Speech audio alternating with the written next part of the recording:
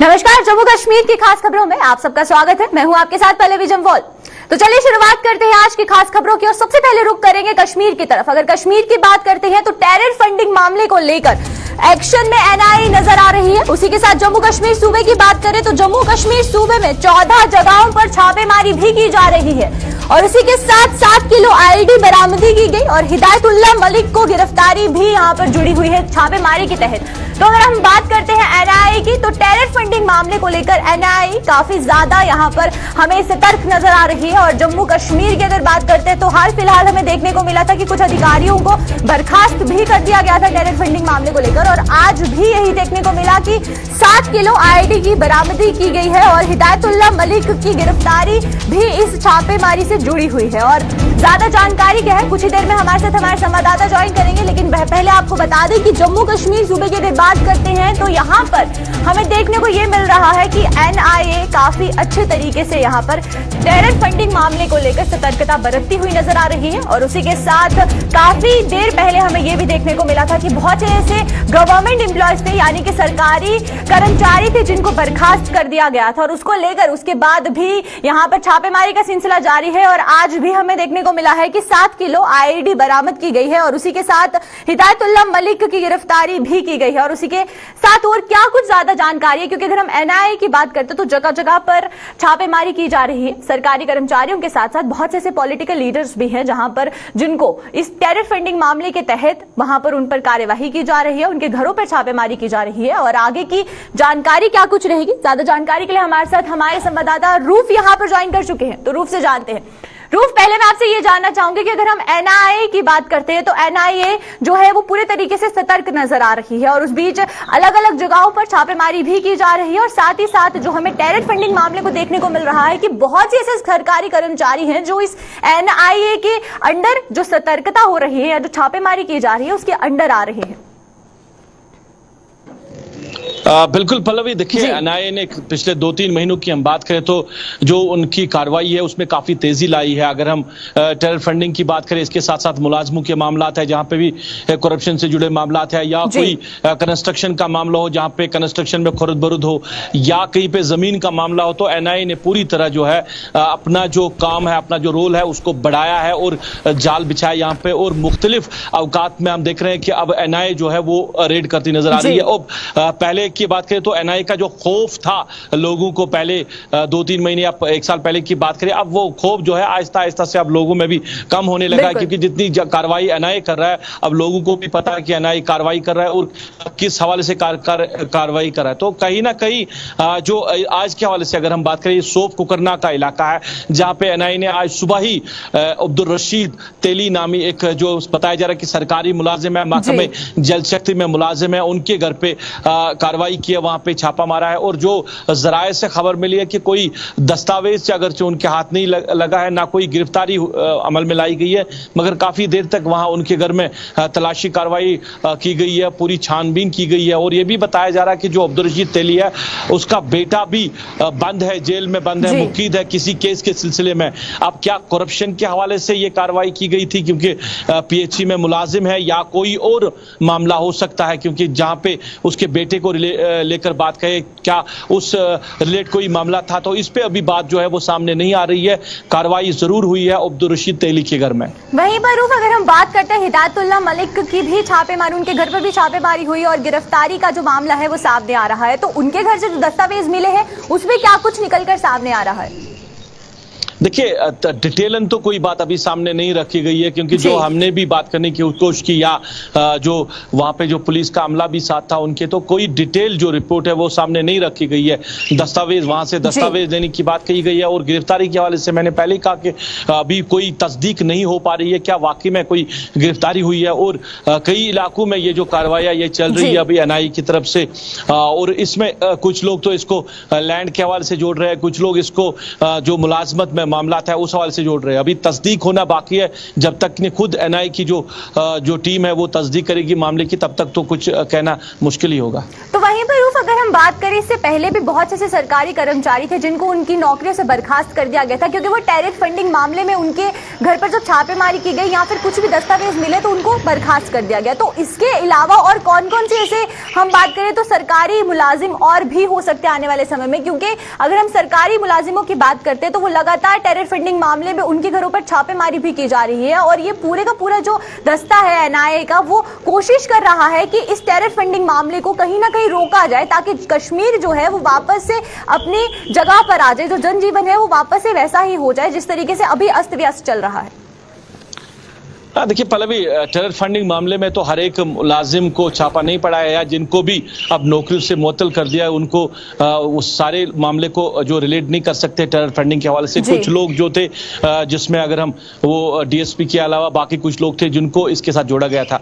अगर हम मुलाजमों की बात करें, कहीं ना कहीं उनकी जो फैमिली बैकग्राउंड है उनको लेकर उनको जो टर्मिनेट किया गया, जैसे सईद सलाउद्दीन जो हिजबुल मुजाहिदीन के चीफ है उनके 2 बेटों को नौकरी से निकाला गया क्योंकि उनका बाप जो है वो हिजबुल मुजाहिदीन के साथ वापस आया और यहाँ पे जो उनके बेटे मुलाजिम है उनको नौकरी से निकाला गया। इसी तरह जो एक जो लेडी है पुलवामा की जो टीचर है उनके जो फादर है वो जो उस दुनिया में नहीं रहे हैं वो भी हिजबुल मुजाहिदीन जमात इस्लामी के साथ वाबस्ता रहे हैं और फिर उनको नौकरी दी गई थी, उनको निकाला गया था। मुख्तलिफ मामलों को देखकर ही अब मुलाजमों के खिलाफ कार्रवाई की जा रही। कहीं कोई जमात इस्लामी के साथ वाबस्ता नहीं है, कोई किसी मिलिटेंट तंजीम के साथ कोई वाबस्ता नहीं, तो इन हवाले से उनके खिलाफ कार्रवाई कर रही है सरकार। और अगर हम एनआईए की बात करें, मगर टेरर फंडिंग की अगर हम बात कर रहे हैं ना, जहां पे तो सारे जो मुलाजिम हैं उनको इस मामले के साथ नहीं जोड़ा जा सकता है कि सारे जो लोग हैं वो टेरर फंडिंग में इन्वॉल्व हुए। जी चलिए, बहुत बहुत शुक्रिया रूफ आपका हमारे साथ जुड़ने के लिए और तमाम जानकारी साझा करने के लिए। तो ये थे हमारे साथ हमारे संवाददाता रूफ जो कि कश्मीर से जुड़े थे और जिस तरीके से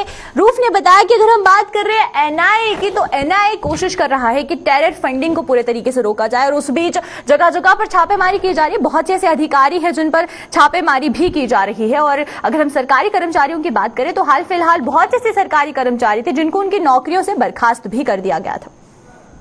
तो चलिए अब रुक करते हैं साउथ कश्मीर की तरफ, क्योंकि साउथ कश्मीर से भी हमें एक बहुत बड़ी खबर सामने देखने को मिल रही है। क्योंकि एनकाउंटर के हवाले से अगर बात करते हैं तो साउथ कश्मीर में हमें आतंकियों का वहां पर सफाया करते हुए हमें जो है सेना नजर आ रही है। वहीं पर पुलवामा मुठभेड़ में सुरक्षा बलों ने 2 आतंकियों को ढेर कर दिया है। जैश ए मोहम्मद का आतंकी लंबू सुरक्षा बलों का निशाना बना और उसी के साथ मुठभेड़ में मारे गए दूसरे आतंकी की अभी तक पहचान नहीं हो पाई है और पहचान की भी जा रही है। साथ ही साथ अगर बात करें हम लोग, ये पूरा का पूरा जो मामला है ये साउथ कश्मीर से सामने आ रहा है। हाल फिलहाल बहुत ऐसे एनकाउंटर्स हैं जो हो रहे हैं और पुलवामा मुठभेड़ की अगर बात करते हैं तो पुलवामा मुठभेड़ में सुरक्षा बलों ने 2 आतंकियों को ढेर कर दिया है। दोनों आतंकी जो है वो जैश ए मोहम्मद के बताए जा रहे हैं और उसमें से एक आतंकी की जो शिनाख्त है वो हो चुकी है। हाल फिलहाल अगर दूसरे आतंकी की बात करते हैं तो जो दूसरा आतंकी मारा गया है उसकी अभी तक पहचान नहीं हुई है। तो ये जो पूरा मामला है हम आपको साउथ कश्मीर का बता रहे हैं। एनकाउंटर वहां पर शुरू हुआ था और 2 आतंकियों के मरने की जो यहाँ पर खबर है वो सामने आ रही है। तो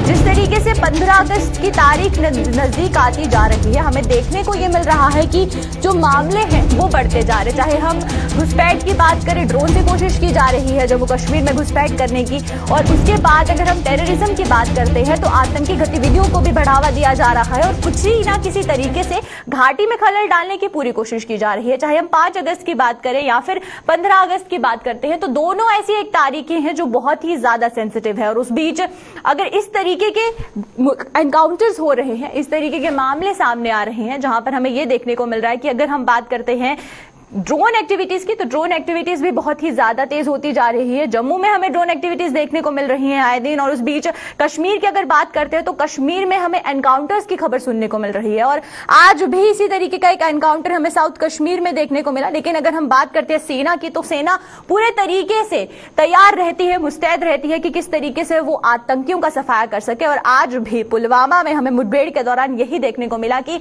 2 आतंकियों को ढेर कर दिया गया है। एक आतंकी की जो पहचान है वो जैश ए मोहम्मद के वो उनसे की जा रही है। लेकिन वहीं पर अगर हम दूसरे आतंकी की बात करते हैं तो दूसरे आतंकी की जो पहचान है वो भी हाल फिलहाल नहीं हो पाई है। तो ज्यादा जानकारी के लिए हमारे साथ हमारे संवाददाता फिदा यहां पर ज्वाइन कर चुके हैं, तो फिदा से जानते हैं। फिलहाल मैं पहले आपसे ये जानना चाहूंगी कि ये जो एनकाउंटर है ये कितनी देर तक चला, और उसके बाद जब दोनों आतंकियों को मारा गया तो उसके बाद आगे का किस तरीके की सिक्योरिटी में तब्दीली की गई, सिक्योरिटी में क्या कुछ और जो है वो चेंजेस लाए गए? मैं आपको बता दूं कि इंस्पेक्टर जनरल ऑफ पुलिस का अभी एक ट्वीट जारी हुआ है और उनका एक बयान भी सामने आया है जिसमें उन्होंने अवंतीपुरा पुलिस को जो है मुबारकबादी दी है। उसमें उन्होंने उनको बधाई दी है और कहा कि इसमें जो जैश मोहम्मद के एक पाकिस्तानी टॉप कमांडर लंबू के नाम से वो जाने जाते थे, वो इस एनकाउंटर में जो है हलाक हुए हैं। और जो है इस एनकाउंटर में जो 2 मिलिटेंट जो है, कुल मिलाकर 2 मिलिटेंट जिसमें एक टॉप कमांडर लंबू के नाम से वो जाने जाते थे, वो इसमें हलाक हुए हैं। अवंतीपुरा पुलिस को एक खबर मिलती है कि जो मारसर जंगल है वहां पर कुछ गतिविधि जो है वो देखने को मिली। उसके अनुसार जब सुरक्षा कर्मी वहां पर पहुंचे तो उन्होंने पूरे जंगल को छान मारा और वहां पर जब उन्होंने हरकत देखी तो उसके बाद चारों तरफ से सिक्योरिटी फोर्सेस ने उस जंगल की नाकाबंदी की है ताकि वहां पर जो मिलिटेंट है वो भागने में सफल ना हो जाए। उसके लिए पहले ही इजाफी सिक्योरिटी फोर्सेस जो है उनको जंगल की ओर रवाना किया गया था। उसके बाद दोनों तरफ से गोलियों का तबादला जो है वो शुरू हुआ है और इस एनकाउंटर में, इस मुठभेड़ में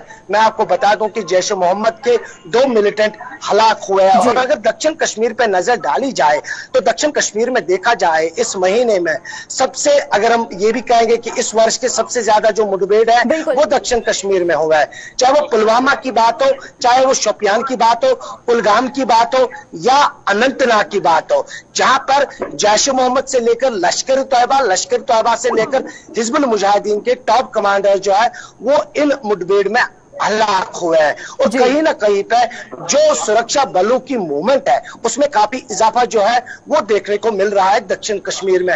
हालांकि दक्षिण कश्मीर पे अगर नजर डाली जाए तो जिस तरह से दक्षिण कश्मीर में देखा गया कि दक्षिण कश्मीर पे अगर कुलगाम से लेकर शोपियान बॉर्डर की बात करेंगे, शोपियान से पुलवामा बॉर्डर मिलता है और पुलवामा से अगर हम त्राल या अवंतीपुरा की बात करेंगे वो सीमा भी कहीं ना कहीं पे मिलती है। तो इस प्रकार से जब सुरक्षा कर्मी जो है वो दिन रात उनका जो ऑपरेशन है वो चलता रहता है। जब उनको कहीं पर भी सूचना मिलती है कि कहीं पर उनको लगा कि मूवमेंट है, गतिविधि देखने को मिली वहां पर, तो उसके बिना पर वहां पर वो कोऑर्डिनेट सर्च ऑपरेशन चलाते हैं। तो जब उनको आशंका होती है कि किसी इलाके में मिलिटेंट मौजूद है तो वहां पर उस इलाके को घेरे में लिया जाता है। उसके बाद दोनों तरफ से अगर पहले मौका भी दिया जाता है कि आप आत्मसमर्पण कर लीजिए, अगर आत्मसमर्पण नहीं होता है तो कहीं ना कहीं पे गोली चलती है। और गोली की इसी की अगर हम इस मारसर इलाके की बात करेंगे क्योंकि ये जंगल इलाका है और कहीं ना कहीं पे काफी टफ था ये ऑपरेशन, लेकिन इस ऑपरेशन को जल्दी वहां पर जो सुरक्षा कर्मी है उन्होंने वहां पर खत्म किया है जिसमें 2 जैश मोहम्मद के मिलिटेंट हलाक हुए हैं। जी फिदा, मैं आपसे ये जानना चाहूंगी, आपने आत्मसमर्पण की बात की है। हर बार जब भी इस तरीके की कोई घटना हमें देखने को मिलती है, जब भी एनकाउंटर किया जाता है तो उससे पहले आतंकियों को मौका दिया जाता है कि वो सरेंडर कर दे, लेकिन इस तरीके की कोई भी आज तक हमें नहीं सुनने को मिला कि किसी भी आतंकी ने जो सरेंडर है वो किया हो। तो क्या लगता है कि आने वाले समय में कश्मीर की जो हमें तस्वीर है वो किस तरीके की देखने को मिलेगी? क्योंकि आपने खुद कहा कि अगर हम साउथ कश्मीर की बात करते हैं तो वहां पर एनकाउंटर्स का जो सिलसिला है वो तेजी से बढ़ता जा रहा है। अब देखिए, जहां आपका प्रश्न था कि आत्मसमर्पण का कि सिक्योरिटी फोर्सेस द्वारा मौका दिया जाता है, लाउड स्पीकर पे उनके परिजनों को बुलाया जाता है, उनके जो रिश्तेदार हैं उनको बुलाया जाता है ताकि वो आत्मसमर्पण करे। लेकिन यहाँ पर मैं आपको एक खाका पेश करता हूँ। यहाँ पर मैं आपको एक ये भी बता दूं कि बहुत सारे ऐसे लोग हैं जिन्होंने हथियार छोड़ दिए हैं। जब कहीं पर मुठभेड़ होती है तो वो बाहर आकर अपना हथियार डाल लेते हैं। ऐसी तस्वीरें बहुत सारी जगहों पे हमें देखने को मिलती है। लेकिन दूसरा जहां पर आपका प्रश्न था कि क्या इससे जो मूवमेंट है जो दक्षिण कश्मीर में आए रोज कहीं ना कहीं पे हम मुठभेड़ देखते हैं, चाहे वो पुलवामा जिन इलाकों की आपने बात की है, तो जो सिक्योरिटी फोर्सेस ने जो अपना ऑपरेशन जो है यानी कि जो उन्होंने जो दिन रात वो वहां पर कहीं ना पेट्रोलिंग जो है उसमें उन्होंने तेजी लाई है, चाहे वो उत्तर कश्मीर हो, चाहे वो सेंट्रल कश्मीर हो, चाहे वो दक्षिण कश्मीर हो। तो कहीं ना कहीं पर जिस तरह से आज इन मारसर जंगलों में भी जब सुरक्षा बलों को पक्की सूचना मिलती है कि वहां पर कुछ मिलिटेंट जो है उसमें टॉप कमांडर भी शामिल है, वो वहां पर मौजूद है। उसके बाद जब वहां पर वो पहुंचे तो बिल्कुल जब सुरक्षा बलों पर उनकी नजर पड़ी तो सुरक्षा बलों पर उन्होंने फायर खोला। जवाबी कार्रवाई में 2 जैश मोहम्मद के मिलिटेंट जो है वो हलाक हुए हैं। इस तरह से ऑपरेशन जो है ये समाप्त हुआ है। चलिए, बहुत बहुत शुक्रिया फिदा आपका हमारे साथ जुड़ने के लिए और तमाम जानकारी साझा करने के लिए। तो ये थे हमारे साथ हमारे संवाददाता फिदा, जो कि साउथ कश्मीर से हमारे साथ जुड़े थे। और अगर हम बात करते हैं पुलवामा मुठभेड़ की, तो पुलवामा मुठभेड़ में हमें देखने को मिला कि किस तरीके से 2 आतंकियों को मारा गया है, और उसके बाद आगे की क्या कुछ अपडेट आएगी उसे भी हम आपको रूबरू जरूर करवाएंगे। तो चलिए अब रुक करते हैं राजौरी की तरफ और बात करते हैं जम्मू राजौरी हाईवे की, क्योंकि जम्मू और राजौरी हाईवे की अगर हम बात करते हैं तो वहां से भी एक अपडेट सामने आ रही है कि जम्मू राजौरी हाईवे को दहलाने की कोशिश को नाकाम यहां पर सुरक्षा बलों ने किया है, और आईईडी मिलने से सनसनी फैल गई, जिससे कि एक बड़ा हादसा भी टाला गया है। और आतंकियों की तलाश में ये जो सर्च ऑपरेशन है वो शुरू कर दिया गया है। ताकि हम बात करें अगर जम्मू राजौरी हाईवे की, तो जम्मू राजौरी हाईवे से आईईडी मिलने से वहां पर सनसनी फैल गई है और एक बड़ा हादसा हो सकता था। अगर सही टाइम पर ये नहीं पकड़ी जाती आईईडी तो एक बड़े हादसा होने का पूरा अंदेशा यहां पर लगा हुआ था। वहीं पर अगर हम बात करें तो अब सर्च ऑपरेशन वहां पर चलाया जा रहा है ताकि आतंकियों की जो शिनाख्त है वो की जाए, आतंकियों की धरपकड़ की जाए। वहीं पर अगर बात करें हम लोग, ये पूरा का पूरा जो मामला है ये जम्मू राजौरी से, राजौरी का जो इलाका है वहां से सामने आ रहा है, जहां पर जम्मू राजौरी हाईवे से जो आईईडी है वो बरामद की गई है सुरक्षा बलों द्वारा। तो चलिए आइए पहले नजर डालते हैं कि वहां के स्थानीय निवासियों का क्या कुछ कहना है। इसी वारदात में जो है वो इजाफा हुआ है और लाइन ऑफ कंट्रोल पे भी पिछले महीने में और इस महीने की 8 तारीख को 2 दरमदाजी की कोशिशात हुई थी, जिसके बाद ये भी इत्तलाहात मिली कि शायद कुछ जो दरमदाज हैं वो मिलिटेंट ग्रुप्स जो हैं वो शायद इन्फिल्ट्रेट कर चुके हो सकते हैं।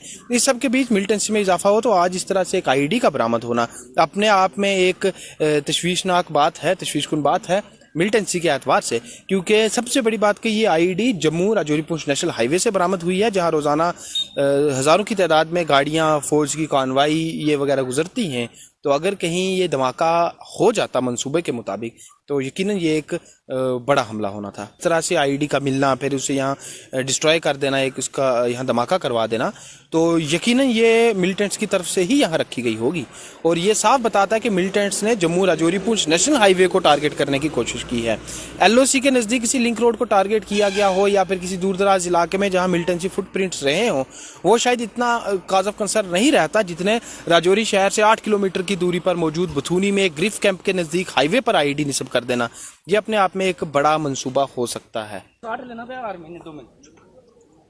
क्या कुछ कहना था। वहीं पर अब सर्च ऑपरेशन किस तरीके से चलाया जा रहा है और सिक्योरिटी के हवाले से क्या कुछ तब्दीली वहां की जा रही है, तो चलिए रुख करते हैं। हमारे साथ हमारे संवाददाता जमशीद यहां पर ज्वाइन कर चुके हैं। जमशीद से जानते हैं। जमशीद, पहले मैं आपसे ये जानना चाहूंगी कि अगर हम बात करें सर्च ऑपरेशन को, तो सर्च ऑपरेशन किस तरीके से वहां चलाया जा रहा है और सिक्योरिटी के हवाले से जम्मू राजौरी हाईवे पर किस तरीके की जो पाबंदियां हैं वो लगाई गई हैं। 40 मिनट पर जम्मू पुंछ हाईवे बथूनी के नजदीक जहां ग्रिफ का हेडक्वार्टर है, उसके बिल्कुल साथ एक नीचे कलवर्ट के नीचे एक आईडी लगाई गई थी। आईडी उस वक्त सामने आई जब सेना की गश्ती पार्टी आरओपी जो रोजाना पेट्रोलिंग पे होती है, उसकी जब पेट्रोलिंग के दौरान उन्होंने वहां पाया कि वहां कुछ ऐसी चीज है, जिसके बाद उसकी जांच की गई और वो आईडी पाई गई। इसके चलते हुए 3 घंटे तक जम्मू पुंछ हाईवे जो है उसको बंद रखा गया और उसको आईडी को वहां से निकाल कर एक जंगल में जाके इसको डिफ्यूज किया गया। मगर बड़ा सवाल ये खड़ा होता है कि आइडिया आई कहां से, क्योंकि पिछले कुछ दिनों से अगर हम ये कहें कि सेना को एक बड़ी कामयाबी मिली है, मगर उसके साथ एक चिंता का विषय ये जरूर है कि ये आईडी यहाँ पहुंची कैसे, किसने लगाई है। क्योंकि पिछले कुछ दिनों से लाइन ऑफ कंट्रोल पर घुसपैठ की कोशिशें लगातार सामने आ रही है, जिसमें 2 इनकाउंटर भी हुए। सुंदरबनी इनकाउंटर हुआ, उसके बाद निशारा में इनकाउंटर हुआ जहां मिलिटेंट को मार गिराया गया था। मगर यहाँ आईडी लगना जरूर बड़े सवाल खड़े करता है कि क्या यहाँ राजौरी में दोबारा मिलिटेंटों की मौजूदगी है। अगर है तो आईडी लगाने वाले कहाँ हैं, उनकी तलाश के लिए लगातार सेना की तरफ से ही सर्च ऑपरेशन चलाया जा रहा है। इस आईडी के मिलने के साथ ही इसके आगे एक जलोगड़ा गांव पड़ता है, लगभग 7 किलोमीटर बथूनी से आगे। उस गांव में सेना की तरफ से एक बड़ा सर्च ऑपरेशन चलाया गया। उसके बाद जहां मक्की बड़ी हो चुकी है, उस मक्की के खेतों में सर्च ऑपरेशन चलाया गया। नदी के किनारे सर्च ऑपरेशन चलाया गया, मगर किसी संदिग्ध की मौजूदगी तो नहीं मिली। मगर ये एक बहुत बड़ी चिंता का विषय है कि यहाँ आईडी कैसे लगी है। जी बिल्कुल जमशीद, यहाँ पर एक और सवाल ये बनता है कि अगर हम बात करते हैं 15 अगस्त की, तो जिस तरीके से 15 अगस्त की तारीख नजदीक आती जा रही है, उसी बीच हमें बहुत सी ऐसी एक्टिविटीज देखने को मिल रही है। चाहे हम जम्मू की बात करें तो ड्रोन की एक्टिविटीज बढ़ती जा रही है, वहीं पर हाल फिलहाल एक और मामला जो है हमें राजौरी से देखने को मिला। तो यहाँ पर कितनी जरूरत है कि सिक्योरिटी को ज्यादा टाइट कर दिया जाए, क्योंकि अगर हम बात करें जिस तरीके से आपने भी कहा कि वहां पर आईईडी पहुंची कैसे, ये एक बहुत बड़ा सवाल है यहाँ पर। तो यहाँ पर हर एक जगह पर सिक्योरिटी में बदलाव करने की कितनी जरूरत है? जी पलवी, बिल्कुल जिस तरह हम पिछले कुछ दिनों से कह भी रहे हैं कि लाइन ऑफ कंट्रोल पर घुसपैठ की कोशिशें हो रही हैं, बिल्कुल। उसके बावजूद अगर राजौरी में आईडी लगी है तो इसका मतलब ये है या राजौरी में मिलिटेंट मौजूद हैं या मिलिटेंटों के वो लोग जो इनके राब्ते में रहते हैं उनकी तरफ से आईडी लगाएगी। ये एक चिंता का विषय जरूर राजौरी के लिए बन सकता है। मगर जहां तक सिक्योरिटी की बात करें, सिक्योरिटी ऑलरेडी बहुत ज्यादा टाइट है, उसके बावजूद भी यहाँ आईडी लगना एक सवाल जरूर खड़े करता है। हालांकि आला अधिकारियों से हमने बात करने की कोशिश की, किसी ने हमसे बात नहीं की है, मगर उसके बावजूद ये सवाल जरूर खड़ा होता है कि 15 अगस्त भी पास आ रही है और इसके चलते जम्मू पूंछ मार्ग पर अगर आईडी लगाई गई है तो इसका मतलब दो बातें निकल सकती हैं, या मिलिटेंट राजौरी में मौजूद है या मिलिटेंटों के जो OGW वो मौजूद है जिनकी तरफ से आईडी लगाई गई है। ये एक जांच का विषय जरूर है और इस पे आगे काम किया जाएगा और इसमें जांच की जाएगी कि आईडी कैसे पहुंची है। हालांकि इस आईडी से बड़ा नुकसान हो सकता था क्योंकि एक कलवट के नीचे लगाई गई थी जहां से रोजाना आर्मी और वो सिविल गाड़ियां बड़ी तादाद में गुजरती हैं और अगर इसमें धमाका होता तो बड़ा नुकसान हो सकता था। मगर ये हम जहां कह रहे हैं कि सेना को बड़ी कामयाबी जरूर मिली है, मगर उसके साथ चिंता का विषय भी जरूर है कि आईडी यहाँ तक पहुंची कैसे। अब इसकी जांच करनी बहुत ज्यादा जरूरी है क्योंकि यहाँ अगर आईडी चलिए, बहुत बहुत शुक्रिया जमशेद आपका हमारे साथ जुड़ने के लिए और तमाम जानकारी साझा करने के लिए। तो ये थे हमारे साथ जमशेद मलिक जो कि राजौरी से हमारे साथ जुड़े थे और राजौरी हाईवे से हमें एक बहुत बड़ी अपडेट जो थी वो देखने को मिली है और आज उसका आगे अपडेट क्या है वो भी हमें देखने को मिला।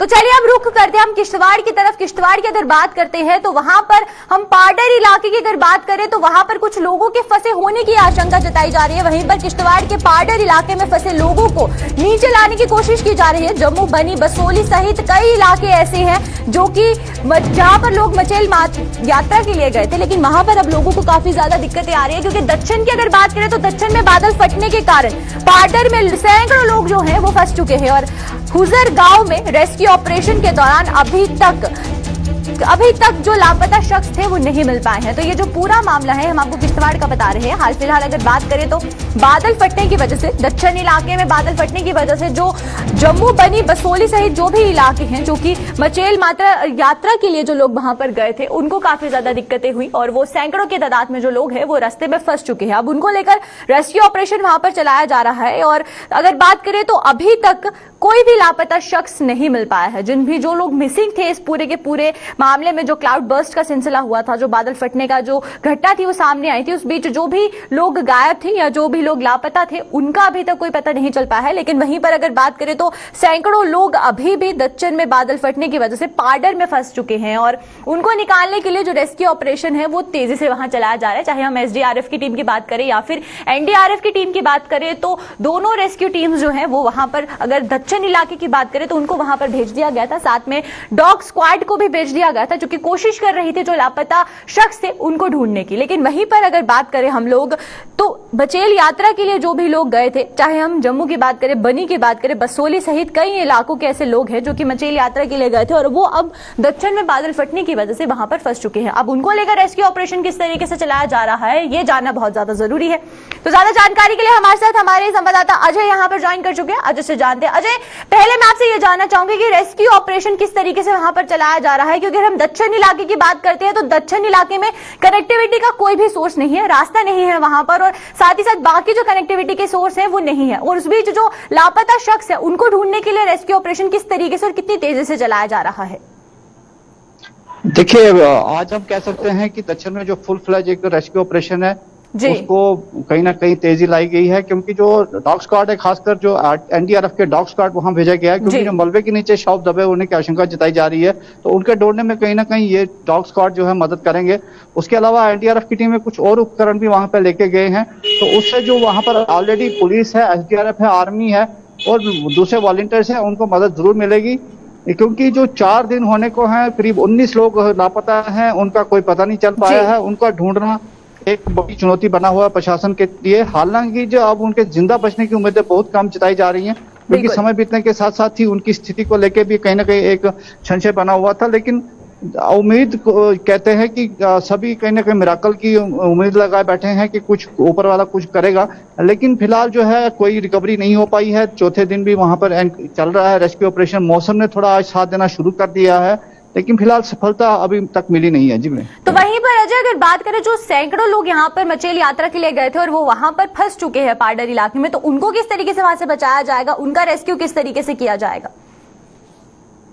देखिए, जो कल शाम को हमने खबर ब्रेक की थी कि मचेल में जो लोग फंसे हैं उनको निकालने के लिए पाडर प्रशासन की तरफ से एक टास्क फोर्स बनाई गई है, तो वो आज ग्राउंड लेवल पे कहीं ना कहीं काम करती हुई नजर आई है। जो हमें खबर मचेल से मिली है, करीब 300 लोग जिनमें कुछ यात्रु और स्थानीय लोग हैं, उनको जो पुलिस है और दूसरा अमला उनकी निगरानी में वहां से निकाला गया है और आज शाम तक वो गुलाबगढ़ जो हेडक्वार्टर है पाडर सब डिवीजन का, वहां पर पहुंचाया जाएगा। तो कहीं ना कहीं जो ये लोग करीब 4 दिन से वहां पर फंसे हुए थे, उनके लिए भी राहत के नसीब हुई है कि आज उनको नीचे लाया जा रहा है और खुद जो प्रशासन है उसको पूरी तरह से मॉनिटर कर रहा है। लेकिन जो सबसे बड़ी बात यहाँ पर आई है कि जो प्रॉपर्टी, बहुत बहुत शुक्रिया अजय आपका हमारे साथ जुड़ने के लिए और तमाम जानकारी साझा करने के लिए। तो ये थे हमारे साथ अजय शान जो कि किश्तवाड़ से जुड़े थे, और अजय ने जिस तरीके से पूरा अपडेट दिया हमें। हम रेस्क्यू ऑपरेशन की बात करते हैं तो बहुत तेजी से रेस्क्यू ऑपरेशन वहां पर चलाया जा रहा है, और उसके बाद अगर बात करें हम लोग, तो अब जो लोग पाडर में फंसे हैं उनको किस तरीके से बचाया जाएगा, क्योंकि सैकड़ों की तादाद में लोग वहां भी फंसे हैं। अब उनको रेस्क्यू करने का क्या कुछ ऑपरेशन होगा वो देखना बहुत ज्यादा जरूरी रहेगा।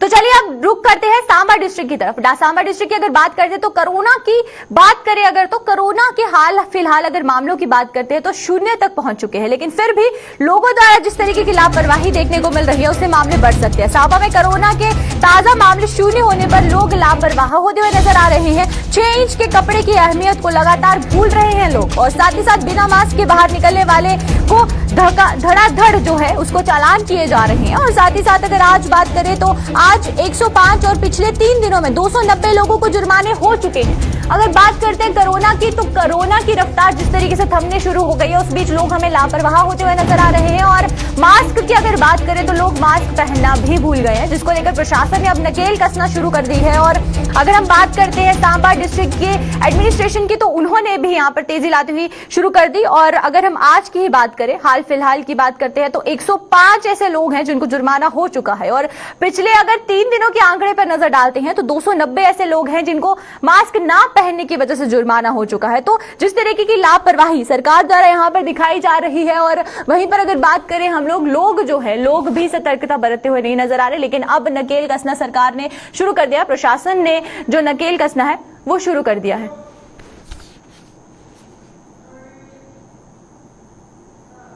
तो चलिए आज के जम्मू कश्मीर की खास खबरों में फिलहाल इतना ही। मुझे और मेरी पूरी टीम को दीजिए इजाजत। नमस्कार।